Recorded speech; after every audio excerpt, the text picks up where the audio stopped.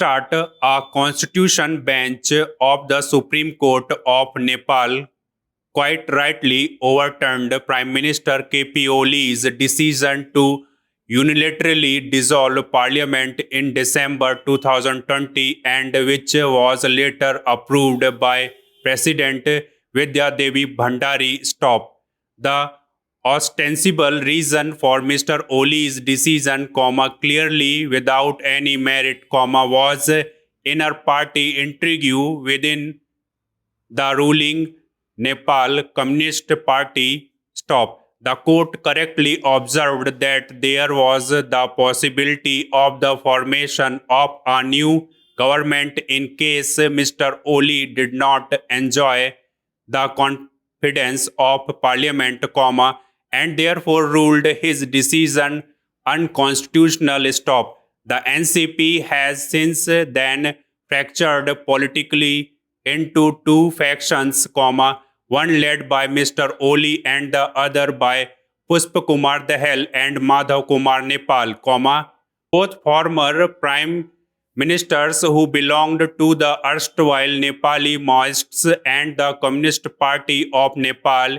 Unified Marxist Leninist, respectively. Stop.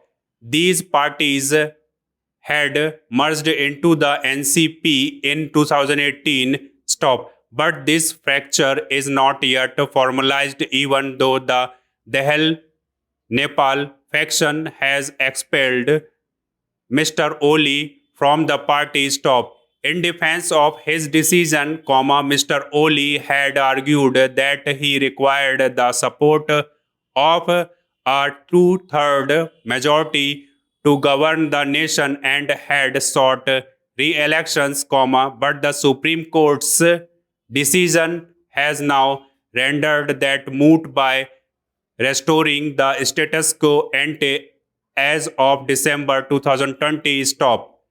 The court also went on to scrap all appointments made by the government after the dissolution of parliament on December 20, 2020. Stop.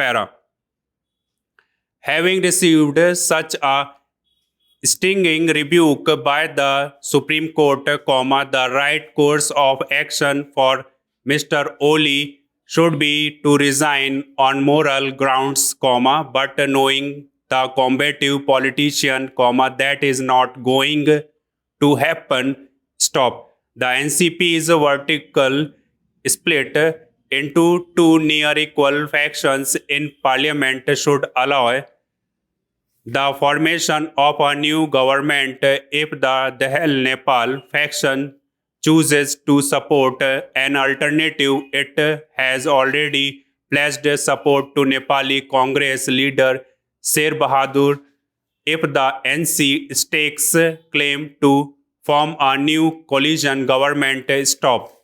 The repeated changes in government should not surprise anyone, as Nepal has a history of unstable regimes and frequent changes in Singh Darbar's occupants since the end of absolute monarchy in 1990. Stop.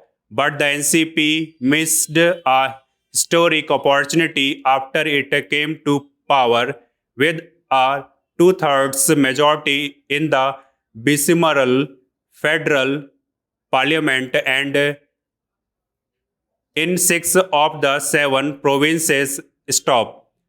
Mr. Oli could have used the mandate in 2018 to ensure a stable regime, and governance and development in a country battered by the 2015 earthquake, political instability, and now the COVID-19 threat. Stop. His government singularly failed on most counts, and he and other NCP leaders could not work as a cohesive unit. Stop. The electorate's expectations of a stable regime, the first elected one since the promulgation of its constitution, have been belied yet again due to the failure of the political leadership. Stop.